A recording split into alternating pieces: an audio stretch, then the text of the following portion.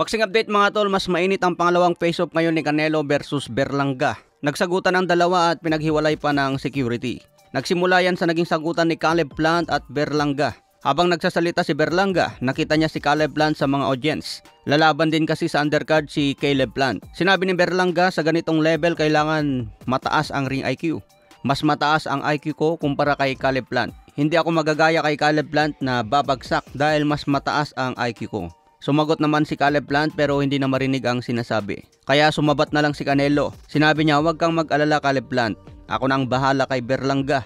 Kung sa tingin niya mas mataas na ang IQ niya sa boxing, tignan natin sa mismong laban. Relax ka lang bata. Take it easy. Your turn is coming.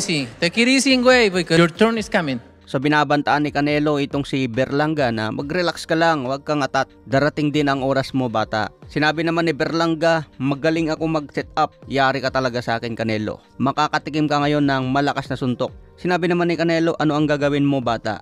Gagana ba ang setup mo? Tingin mo matatakot ako sa'yo? You're nothing. Kung bubugbugin kita ngayon, wala ka ng pera. Sayang naman ang pera mo kung bubugbugin na kita agad. Kaya relax ka lang bata. Hindi ka nakakatakot bata. Yung suntok mo ang cute. Sabay senyas ni Canelo na parang pumapalo sa puwet ng babae. Alright. Sumagot naman si Berlanga mga tol. Imamasahe daw niya si Canelo na parang ganito. Matatandaan mga tol, si Berlanga ang sumunod kay Mike Tyson. Nag-ulam ng tenga sa mismong laban. Kinagat din niya ang tenga ni Alexis Angulo. Pero nakuha pa rin ni Berlanga dito ang panalo via unanimous decision. Kung hindi napabagsak ni Berlanga ang mga ordinaryong boxer, paano pa kaya niya pabagsakin ang isang Canelo na sobrang tigas at may skill din? Kaya maraming fans ang nagsasabi, mag-ingat lang si Canelo, baka mawalan ito ng tenga sa laban. Kaya abangan natin ito sa September 14. Sa ibang banda, binunyag naman ni Canelo ang naging usapan nila ni Turki Al-Arshi. Nakipag-usap daw si Turki Al-Arshi na gusto niya ikasa ang laban kay Terence Bud Crawford. Target nga raw ikas ang laban sa darating na February 2025. Ito naman ang naging sagot ni Canelo mga tol. I'm not asking for that fight. I think Teofimo Lopez deserve it more than me. My response to Turkey is this. Yesterday they text me to talk about the Crawford fight in February and I said, I'm not gonna talk about any other fight. I'm focused 100% on this Berlanga fight. I respect Turkey, but if he wants to work with me, it needs to be my way.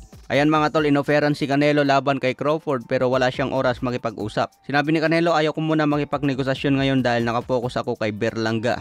Hindi ko naman hinahabol ang laban ko kay Crawford. Sa tingin ko, mas maganda ilaban na lang si Crawford kay Teofimo Lopez. Nire-respeto ko naman itong si Turki Al-Arshi pero kung gusto niya makipagtrabaho sa akin, dapat ako ang masusunod. Hindi lahat ng boxer mga tol napapasunod ni Turki Al-Arshi dahil sa kanyang malalaking offer. Iba itong si Canelo dahil mayaman na rin yan. Hindi na yan nasisilaw sa pera. Nagdedemand pa yan ng mas malaki dahil barya lang sa kanya ang mga maliliit na milyones. Okay mga tol, hanggang sa muli.